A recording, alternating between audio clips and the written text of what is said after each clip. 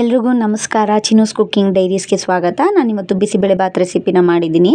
ಹೇಗೆ ಮಾಡೋದು ಅಂತ ನಾನು ನಿಮಗೆ ತೋರಿಸ್ತೀನಿ. ಯಾರ್ಯಾರು ನಮ್ಮ ಚಾನಲ್ನ ಹೊಸದಾಗಿ ನೋಡ್ತಾ ಇದ್ದೀರಾ, ಪ್ಲೀಸ್ ಲೈಕ್ ಮಾಡಿ, ಶೇರ್ ಮಾಡಿ, ಹಾಗೆ ಸಬ್ಸ್ಕ್ರೈಬ್ ಮಾಡ್ಕೊಳ್ಳಿ. ಬನ್ನಿ ನಾನು ಏನೇನು ತೊಗೊಂಡಿದ್ದೀನಿ ಬಿಸಿಬೇಳೆಬಾತ್ಗೆ ಅಂತ ತೋರಿಸ್ತೀನಿ.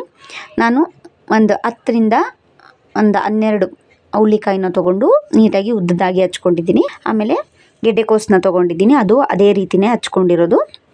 ನೆಕ್ಸ್ಟ್ ಬಂದು ನಾನು ಕ್ಯಾರೆಟ್ನ ತೊಗೊಂಡಿದ್ದೀನಿ.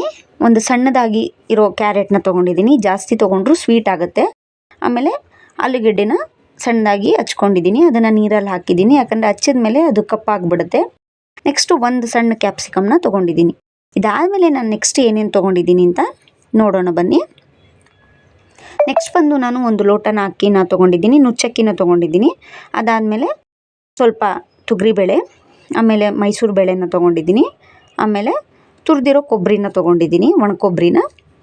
ಆಮೇಲೆ ಒಂದು ಸಣ್ಣ ಬೆಲ್ಲದ ಗಾತ್ರದಷ್ಟು ಹುಣಸೆಹಣ್ಣು ತೊಗೊಂಡಿದ್ದೀನಿ.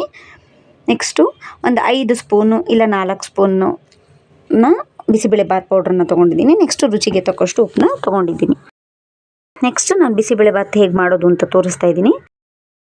ಒಂದು ಕುಕ್ಕರ್ಗೆ ಮೈಸೂರು ಬೇಳೆನ ಹಾಕ್ಕೊಳ್ಳಿ.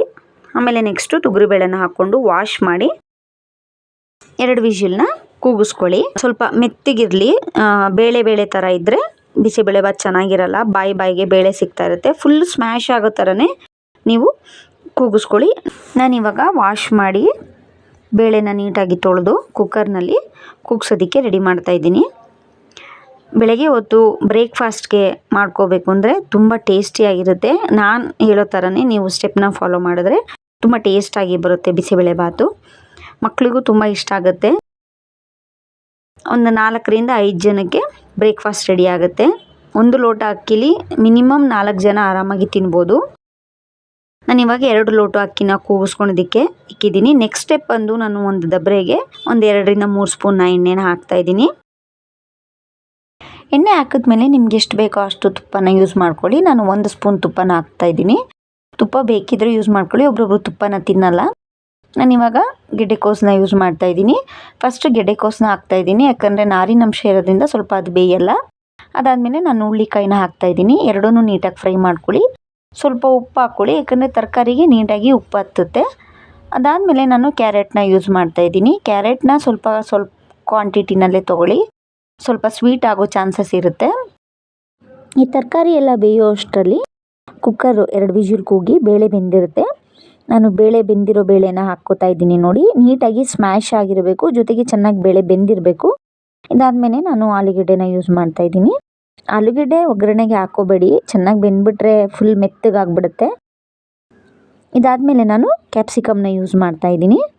ಕ್ಯಾಪ್ಸಿಕಮ್ನ ಬೇಕಾದರೆ ನೀವು ತುಪ್ಪದಲ್ಲೂ ಕರ್ಕೊಂಡು ಹಾಕ್ಕೋಬೋದು. ತರಕಾರಿ ಎಲ್ಲ ನೀಟಾಗಿ ಬೇಯೋ ಅಷ್ಟರಲ್ಲಿ ನಾವು ನೆಕ್ಸ್ಟ್ ಸ್ಟೆಪ್ ನೋಡೋಣ. ನೆಕ್ಸ್ಟ್ ಸ್ಟೆಪ್ ಬಂದು ನಾನು 1 ಲೋಟ ಅಕ್ಕಿನ ತೊಗೊಂಡಿದ್ನಲ್ವ, ಅದನ್ನು ಕುಕ್ಕರ್ ಒಳಗಡೆ ಹಾಕಿ ನೀಟಾಗಿ ಬೇಯಿಸ್ಕೋಬೇಕು. ತೊಳೆದು ಬೇಯಿಸ್ಕೊಂಡ್ಮೇಲೆ ಅಕ್ಕಿ ಅರ್ಧಂಬರ್ಧ ಬೆಂದಿರಬೇಕು. ಅರ್ಧಂಬರ್ಧ ಬೆಂದಿರೋ ಅಕ್ಕಿನ ನೀಟಾಗಿ ನೀರನ್ನ ಬಸಿದು ಆ ಅಕ್ಕಿನ ನೀವು ತರಕಾರಿ ಬೇಯೋದ್ರೊಳಗಡೆ ಹಾಕ್ಕೋಬೇಕು. ನಾನೀಗ ಹಾಕ್ಕೋತಾ ಇದ್ದೀನಿ ನೋಡಿ. ನೀರನ್ನು ಬಸಿದು ನೀಟಾಗಿ ಅಕ್ಕಿನ ಹಾಕ್ಕೊಳ್ಳಿ, ಯಾಕಂದರೆ ನೀರು ಗಂಜಿ ಸುತ್ಕೊಳುತ್ತೆ. ಸೊ ಆ ರೀಸನಿಂದ ನಾನು ಈ ಸ್ಟೆಪ್ನ ಈ ಥರ ಮಾಡ್ತಾಯಿದ್ದೀನಿ. ನೀವು ಈ ಥರನೇ ಫಾಲೋ ಮಾಡಿದ್ರೆ ತುಂಬ ಟೇಸ್ಟಿಯಾಗಿ ಬರುತ್ತೆ. ನಾನು 2 ಗ್ಲಾಸ್ನ ನೀರನ್ನ ಯೂಸ್ ಮಾಡ್ತಾಯಿದ್ದೀನಿ. ನಿಮ್ಗೆ ಎಷ್ಟು ಬೇಕೋ ಅಷ್ಟು ಯೂಸ್ ಮಾಡ್ಕೋಬೋದು. ನೆಕ್ಸ್ಟ್ ಸ್ಟೆಪ್ ಬಂದು ನಾನು ಬಿಸಿಬೇಳೆಬಾತ್ ಪೌಡರ್ನ ಒಂದು ಬಟ್ಲಿಗೆ ಹಾಕಿ ನೀಟಾಗಿ ನೀರಿನಲ್ಲಿ ಹಾಕಿ ಮಿಕ್ಸ್ ಮಾಡಿ ಹಾಕ್ತಾಯಿದ್ದೀನಿ. ಡೈರೆಕ್ಟಾಗಿ ಏನಾದರೂ ಪೌಡ್ರನ್ನ ನಾವು ತರಕಾರಿ ಒಳಗಡೆ ಹಾಕ್ಬಿಟ್ರೆ ಫುಲ್ ಗಂಟಾಗ್ಬಿಡುತ್ತೆ. ಆ ರೀಸನಿಂದ ನಾನು ನೀರು ಹಾಕಿ ಕದ್ರುಬಿಟ್ಟು ನಾನು ಹಾಕ್ತಾಯಿದ್ದೀನಿ. ಇದಾದಮೇಲೆ ನೆಕ್ಸ್ಟು ನಾನು ಹುಣಸೆ ಹುಳಿನ ಬಿಡ್ತಾಯಿದ್ದೀನಿ. ಹುಣಸೆ ಹುಳಿ ನಿಮ್ಗೆ ಎಷ್ಟು ಬೇಕೋ ಹುಳಿನ ಹಾಕ್ಕೊಳ್ಳಿ, ಹುಳಿ ಜಾಸ್ತಿ ಆದರೂ ಟೇಸ್ಟ್ ಚೆನ್ನಾಗಿರಲ್ಲ. ಅದಾದಮೇಲೆ ನಾನು ಲಾಸ್ಟ್ ಸ್ಟೆಪ್ಪು ಕೊಬ್ಬರಿನ ಹಾಕ್ತಾಯಿದ್ದೀನಿ. ಕೊಬ್ಬರಿ ಹಾಕಿದ್ರೆ ತುಂಬ ಟೇಸ್ಟಿಯಾಗಿ ಬರುತ್ತೆ. ಬಿಸಿಬೇಳೆಬಾತ್ ತಿನ್ನಬೇಕಾದ್ರೆ ಕೊಬ್ಬರಿ ಬಾಯಿಗೆ ಸಿಗ್ತಾ ಇದ್ರೆ ತುಂಬ ಟೇಸ್ಟಾಗಿರುತ್ತೆ. ಈಗ ಹೇಗೆ ರೆಡಿಯಾಗಿದೆ ನೋಡಿ. ಬನ್ನಿ ಬಿಸಿಬೇಳೆಬಾತ್ ಹೇಗೆ ರೆಡಿಯಾಗಿದೆ ಅಂತ ತೋರಿಸ್ತೀನಿ. ಇದಕ್ಕೆ ನೀವು ಕಡಲೆಬೀಜ, ಗೋಡಂಬಿ ಅಥವಾ ಮಿಕ್ಸರ್ ನೀವೇನು ಬೇಕಾದ್ರೂ ನಿಮ್ಗೆ ಇಷ್ಟ ಯೂಸ್ ಮಾಡ್ಕೋಬೋದು. ಬಿಸಿಬೇಳೆಬಾತ್ ತುಂಬ ಚೆನ್ನಾಗಿ ರೆಡಿಯಾಗಿದೆ, ತಿನ್ನೋದಕ್ಕೂ ತುಂಬ ಟೇಸ್ಟಿಯಾಗಿದೆ. ಈ ರೆಸಿಪಿ ನಿಮ್ಗೆ ಇಷ್ಟ ಆಗಿದ್ದಲ್ಲಿ ಪ್ಲೀಸ್ ಲೈಕ್ ಮಾಡಿ, ಶೇರ್ ಮಾಡಿ, ಸಬ್ಸ್ಕ್ರೈಬ್ ಮಾಡ್ಕೊಳ್ಳಿ. Thank you for watching.